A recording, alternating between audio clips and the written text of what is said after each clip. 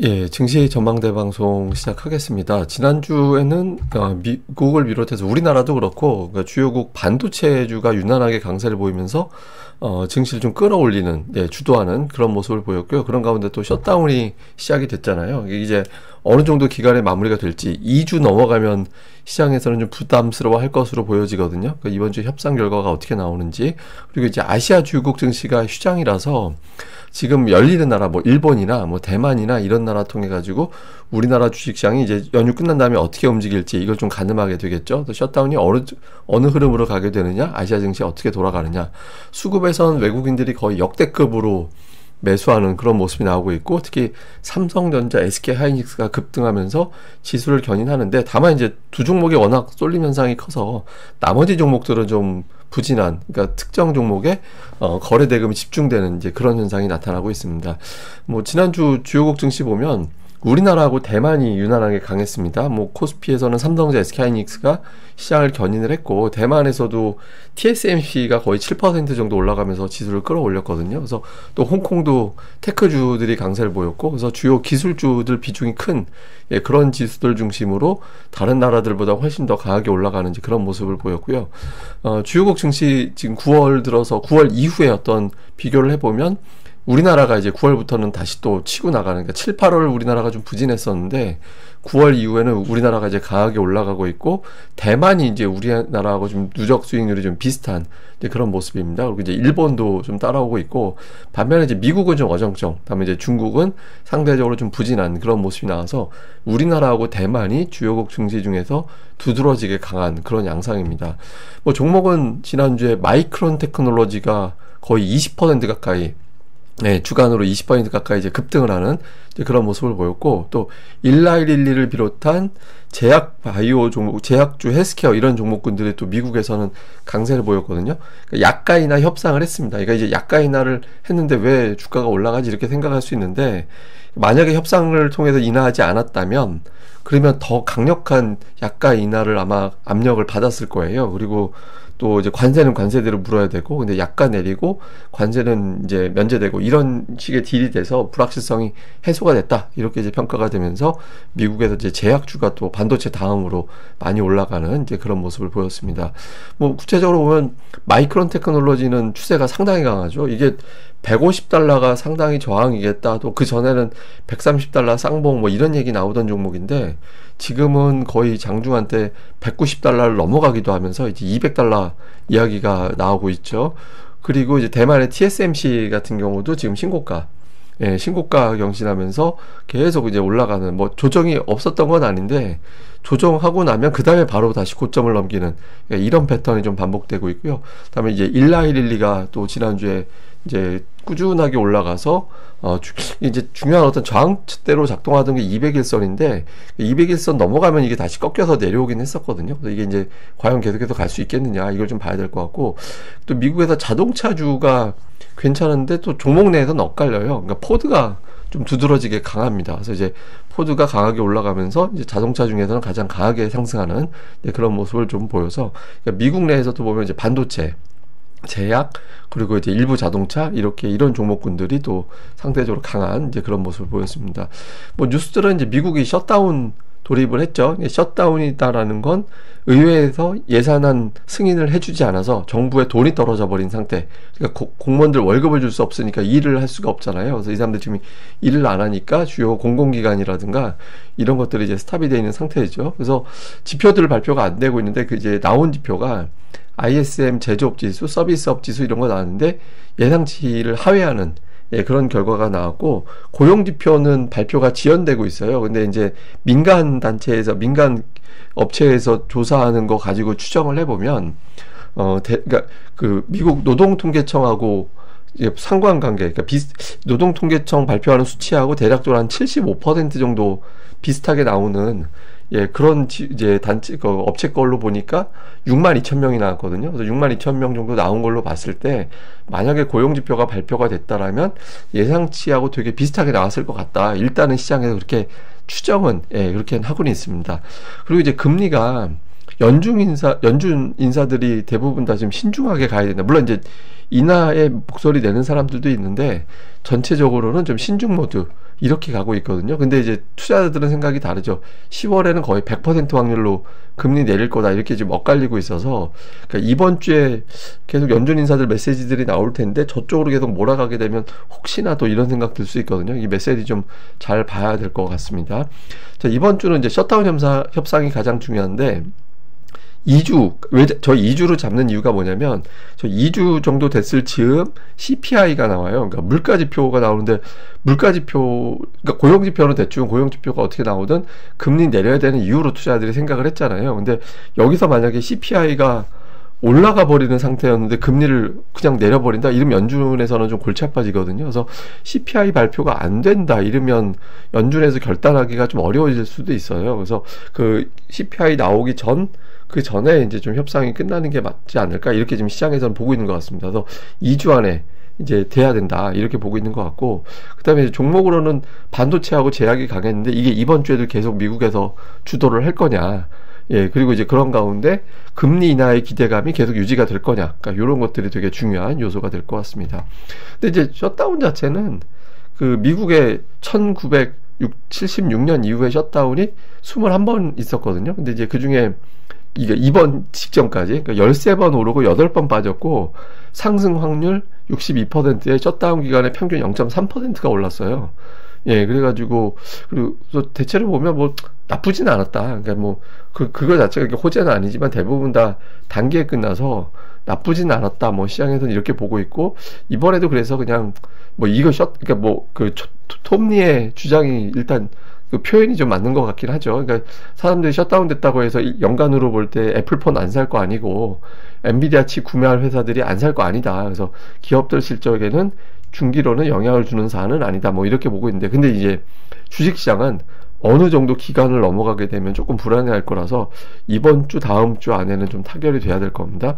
그 다음에 이제 또 하나가 이제 AI 이슈가 있잖아요. 근데 이게 주로 아시아에 뉴스들이 계속 나온 게 이제 우리나라 삼성전자, SK하이닉스가 이제 스타게이트 프로젝트에 이제 협력을 한다 이렇게 되면서 90만 장의 칩을, 그러니까 이제 월 10조 원 정도의 이제 구매 의사를 이제 밝혔고 공급하겠다 이렇게 내용이 알려졌죠. 그러니까 이 정도 규모면 SK하이닉스 같은 경우는 그 매출의 70%가 추가가 될 수도 있다. 단순 계산상으로는 뭐 이렇게 이제 되면서 이제 주가가 이제 급등하는 그런 모습을 보였고, 우리나라뿐만 아니라 그러니까 일본에서도 지금 기업들이 데이터 센터 관련해서 계속해서 제휴를 하고 있죠. 그래서 미국이 투자를 되게 많이 하긴 하는구나라는 게 계속 눈에 보이는 데다가, 또 오픈 AI 기업 가치가 얼마 전에 3천억 달러로 평가가 됐었는데 지금 5천억 달러가 돼서 스페이스X까지 넘겼다라는 거예요. 그래서 저게 AI에 대한 어떤 기업 가치를 저렇게 치고 있어서 뭐 일부에서 제기되는 버블론, 과열론은 좀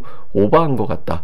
그러니까 이렇게 이제 보는 것 같습니다. 실제로 보면 설비 투자, 그러니까 AI 데이터 센터 관련해서 설비 투자가 계속 늘어나고 있고, 또 주가도 보면 예전에 이제 지금의 챗 GPT가 생기고 나서 기술주들의 움직임하고 그 넷스케이프 인터넷 혁명 그게 생겼을 때하고 되게 비슷하게 가요, 주식시장이. 그러니까 결국에는 이것도 몇 년 더 갈 거다. 최소 2년 이상은 지금보다는 더 갈 수도 있을 것 같다. 이렇게 이제 보는 거거든요. 그래서 뭐 결국에는 뭐 가겠지 뭐 이렇게 이제 시장에서는 뭐 이렇게 좀 비교적 낙관을 하는 그런 분위기인 것 같긴 합니다.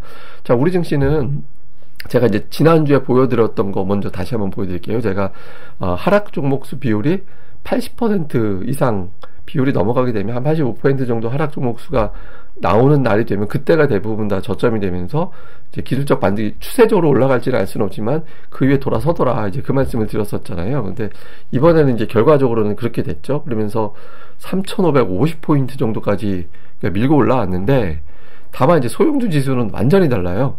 예, 그러니까 이게 이제 어떤 일이 벌어지고 있냐면, 삼성전자하고 하이닉스만 사자, 또는 코스닥에 소부장 사자, 이렇게 되면서 다른 종목을 매도하고 그쪽으로 넘어가는, 그러니까 주식 외에서 자금을 끌어들여서 삼성전자를 사는 게 아니라 있는 주식을 줄이고 삼성전자를 사고 소부장을 사니까 다른 종목들이 흘러내리는 거예요. 그래서 지금은 극심한 차별화 장세가 진행이 되고 있다라는 거죠. 근데 이게 이제 그 보조주도주라든가 이런 것들이 좀 등판을 해야 되는 시기이긴 한데, 어쨌든 추석 연휴 전후에서의 그러니까 이후에 어떤 변화를 좀 주목을 해봐야 될 것 같고, 코스닥도 제가 이제 지난주에 요표 보여드렸죠.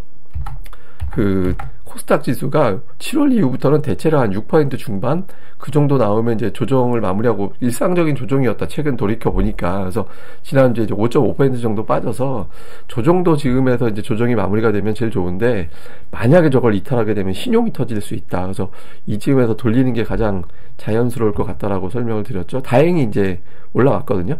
예, 다행히 올라오면서 850, 굉장히 저항대로 생각이 되는 그 위치까지는 다행히 이제 돌파가 됐습니다. 근데 이제 수급이, 이게 외국인 기관이 다시 매수하긴 하고 있거든요. 근데 이제 연기금도 다시 그러니까 매수로 들어오고 있고, 근데 조금 규모가 약해요.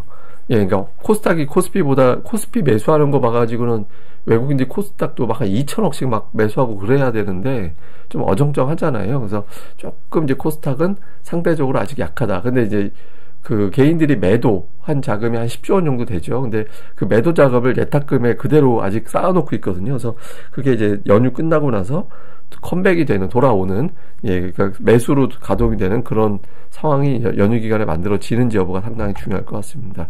자, 수급에선 외국인들이 엄청 샀습니다. 예, 주간으로 이제 엄청나게 순매수를 하면 4조 원 이상의 매수를 했고, 특히 지난주에만 삼성전자를 우선주 포함해서 거의 2조 9천억 가까이 매수를 했죠. 그리고 하이닉스 5천억 사가지고 반도체 매수한 것만 거의 이제 3,400억 정도, 예, 그 정도 되는 규모를 반도체에 이제 집중을 하는 그런 모습을 보였고, 그 다음에 이제 뭐 방산주, 그 다음에 원전주, 뭐 조선주 이런 것들을 좀 매수하는, 그러니까 조방원, 그 다음에 반도체, 그러니까 이런 식으로 이제 매수하는 그런 모습을 좀 보인 게 특징이었고요. 그리고 현대차가 좀 매수로 올라온 게 좀 특징이었어요. 이게 이제 지속성 있는지는 좀 봐야겠죠. 그다음에 코스닥은 이제 기관들을 제가 계속 주목하고 있는데, 지난주 기관은 알테오젠을 가장 많이 매수를 했고요. 근데 그 다음엔 반도체예요.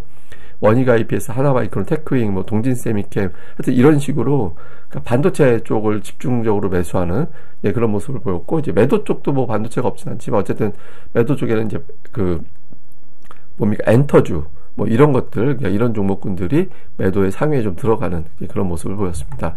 그래서 구체적으로 종목들 움직인 걸 좀 보니까 역시 하이닉스가 지난주에만 17.5% 올라갔고, 삼성전자가 6.8% 올라갔는데, 이제 LG에너지 솔루션이 갑자기 시계 수치가 잡힌 게 저게 그 만기일이 돼버려가지고, 그 연휴 직전 거래일이 만기일이 돼서 그날 아마 만기일 변동성이 커서 그날 갑자기 동쪽까지 튀었잖아요. 그래서 좀 튀게 숫자가 잡힌 게 있고요. 어쨌든 지난주는 삼성전자, SK하이닉스가 시장을 끌어올렸다. 그래서 이제 차트로 보면 뭐 삼성전자가 이제 9만 전자 회복하는 그런 시도들이 있었죠. 그리고 연도별로 보면 올해 67% 올랐거든요. 그러니까 2000년 이후에 연도별 상승률 3위예요. 예, 이게 제가 그 통계 막 이런 거 맨날 데이터 제가 보여드리고 할 때 올해 삼성전자가 40% 이상 정도는 올라갈 수 있는 통계다라고 설명을 드렸었는데, 어쨌든 그러니까 왜냐면 삼성전자가 40%대 올라갔거든요. 계속 플러스 나는 애는 계속 40%대였어요. 근데 이제 이번에는 완전히 달라졌죠. 그래서 제가 막 예전에 한참 삼성전자 별로 안 올라가고 할 때 동네 바보형이라고, 동네 바보형이 가끔가다 일하러 온다고 뭐 이제 그런 표현 들었었잖아요. 그래서 어쨌든 2000년 이후에 3위에 해당되는 상승률을 기록하고 있고, 네이버가 이제 그 두나무 저 M&A 하는 관련된 그런 뉴스로 이제 급등을 했다가 빠졌는데, 이게 이제 어떤 의미냐면 저런 거에는 사람들이 단탑이 지금 되게 높아진 것 같아요. 어떤 뉴스에 대해서 나오는 종목에 대해서 이제 단타라고 하고, 그러니까 반도체는 조금 길게 가고, 그러니까 이렇게 좀 구분이 돼서 어떤 뉴스에 반응하는 종목을 끌어가기에는 좀 부담스러운 상황이 되고 있다라는 거죠. 그리고 지수가 이제 그 최고치 가고 있는데, 증권업종 지수가 아직 최고치 가지 않고 있거든요. 그리고 이것도 미리 한번 6월 여름에 한번 세게 올라가 놓은 게 있어서 아무래도 매물 소화하고 있는 걸로 보여지긴 하는데, 그러니까 지수 최고치 국면에서 증권주가 상대적으로 좀 덜 가고 있다. 이것도 좀 특징적인 그런 모습인 것 같습니다. 자, 코스닥에서도 역시 이제 반도체 관련된 종목군이 가장 강하게 올라가고, 알테오젠도 좀 올라가는 모습이 있었죠. 근데 이게 유진테크라는 종목인데 굉장히 많이 올랐어요. 그러니까 6월 전까지만 해도 3만원대 정도 되던 종목인데 2배가 넘게 올라갔죠. 근데 이것도 제가 예전에 한번 보여드렸던 건데, 그 반도체 장비주 같은 경우는 두 자릿수 이상 하락한 다음에는 제법 올라가더라. 이제 그 설명 한번 예전에 몇 달 전에 보여드린 것 같은데, 연초인가? 하여튼 그래서 올해 한번 좀 봐야 되는데, 근데 되게 안 갔었잖아요. 근데 결국에는 요런 패턴에 맞물려서 가는 것 같습니다. 이게 반도체라는 게 사이클 산업이라, 예, 좀 부진할 때 좀 지루하더라도 제가 그런 표현 드리거든요. 그 몸에 살이 100만 개 생길 정도로 견딜 수 있으면, 크게 빠졌을 때 그냥 들어가서 버티면 성과 낼 확률이 높은 종목이라고. 그러니까 결과적으로는 그렇게 된 것 같습니다. 자, 이번 주 주요 변수들은 리스크 측면에서 보면 셧다운이 이제 지금은 별다른 반응이 없는데, 약간 이제 셧다운이 길어질 것 같다라고 하는 상황에서 지난주 주말에 이제 미증시에서 조금 애매하게 움직였던 게 그 아마존 CEO 그 베이조스라든가, 그다음에 골드만삭스의 솔로몬 CEO가 뭐 버블 조정, 물론 이제 이 발언이 버블 조정 이외에 다른 긍정적인 낙관적인 발언도 있었어요. 그러니까 뭐 예를 들어서 산업적 버블이긴 하나 지금 살아남은 승자들의 어떤 기업들이 나중에는 사회에 혜택을 주면서 성장을 할 거다. 그다음에 이제 솔로몬도 언젠가 조정이 나오는데 그건 1, 2년 정도 이후에 이제 조정이 나올 것 같고, 골드만삭스도 올해 기술주에 60억 달러 정도 추가로 투입할 거다.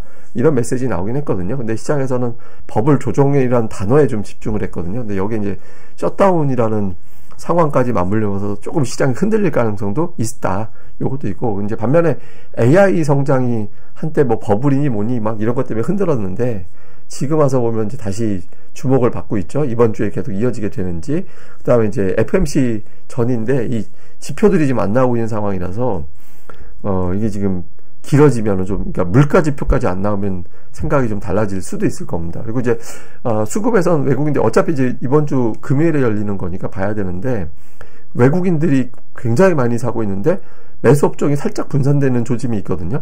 제가 늘 말씀드리지만, 외국인들이 우리나라 증시 자체를 끌어올린다라고 작정을 하려면, 전체 매수의 한 60% 정도를 전기전자에 투입을 하고, 나머지, 철강화학, 운송장비, 금융, 이제 업종 중에서 3개 이상 동시에 매수를 하면 좋다. 지금 그런 흐름이 나오게 되는지를 우리가 계속 봐야 될 거고요. 그 다음에 고객의 탁금이 어쨌든 증가했어요. 그러니까 돈을 증시에 끌어들인 게 아니라 매도해서 증가된 거거든요. 근데 이게 이제 개인들이 자금 투입을 안 하고 있는데, 이게 이제 새로운 자금까지 포함돼서 연휴 이후에 고객의 탁금이 만약에 80조 원을 넘어가게 되면 코스닥이 상당히 강해질 수 있습니다. 그리고 이제 좀 아쉬운 건 이제 그러다 보니까 수급이 개인들이 아니라 외국인들이 주도하니까 대형주만 올라가고 있는데, 이런 구도는 이제 개인들이 참여해주지 않는다면, 예탁금이 급증하지 않으면 당분간 고정될 수밖에 없다. 그리고 이제 삼성전자, SK하이닉스에 집중되어 있는 장세인데, 이게 이제 대장주는 이게 간다고 치더라도 보조주들이 좀 나와야 될 타이밍이긴 하거든요. 그래서 이런 것들이 나오는지 잘 봐야겠습니다. 근데 워낙 외국인들이 굉장히 세게 사요. 이게 이제 연도별, 그러니까 최근 10년 정도 동안에 외국인들의 매매 동향을 보면 올해 상반기에 워낙 많이 팔아서 누적으로는 올해 약간 순매수거든요. 근데 하반기에만 지금 16조 원, 지금 하반기라고 해봐야 7, 8월에 7, 8, 9월 3개월 지나고 이제 10월 초반이잖아요. 그러니까 절반 정도밖에 안 된 건데,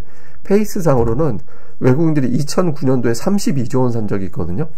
그때 페이스 정도 돼요. 그러니까 역대급 매수 페이스로 들어오고 있다. 그러니까 역대 2위가 이제 2010년 21조 원 정도 되는데, 지금 굉장히 빠르게 지금 들어오고 있거든요. 그래서 지금 요 기조가 좀 이번 연휴 끝나고 나서 계속해서 이어지는지, 그런 환경이 연휴 기간 동안에 나오는지 제가 매일 방송하면서 그 내용들을 계속 정리해 드리도록 하겠습니다. 예, 또 연휴 잘 보내시고요. 저는 연휴 기간에도 방송은 똑같이 진행이 되고 실험 방송도 몇 개 나올 거니까 또 계속 봐주시면 될 것 같습니다. 예, 저는 또 다음에 뵙겠습니다. 이 방송 구독하기와 좋아요, 꼭 부탁드립니다. 감사합니다.